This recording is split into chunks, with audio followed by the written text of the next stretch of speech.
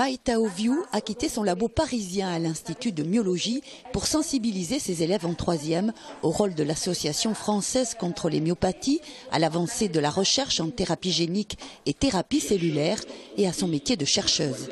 Ce qui me stimule déjà, c'est toujours pouvoir apprendre davantage jour après jour. On apprend, on acquiert des connaissances.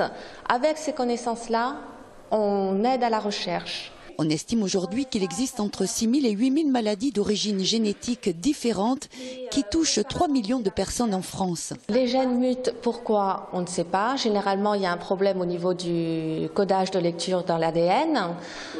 Donc ça, on ne le contrôle pas. Ces maladies touchent n'importe qui. Certains sont malheureusement condamnés, d'autres, on peut dire entre guillemets qu'on va essayer d'améliorer leur vie quotidienne.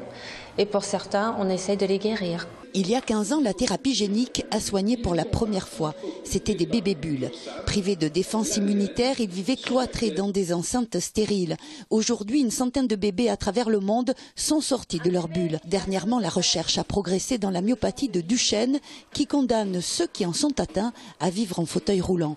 Chaque jour, Maïtao participe au combat que mènent les chercheurs contre ces maladies et c'est un des messages qu'elle fait passer pour susciter des vocations. C'est important pour eux de voir que concrètement, voir l'aboutissement de ce qu'ils apprennent en classe. Ils ont des cours de découverte professionnelle, donc ça entre aussi dans ce cadre-là, puisqu'ils ont effectivement un projet d'orientation en fin de troisième et qu'ils doivent un petit peu décider de leur voie à prendre. Le message de la chercheuse est passé sans pour autant convaincre.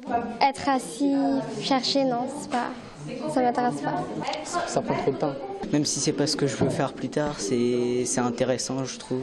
La lutte contre les maladies génétiques rares ne se mène pas que dans les labos. Chaque année, durant le Téléthon, 5 millions de personnes se mobilisent pour collecter les fonds nécessaires à la recherche.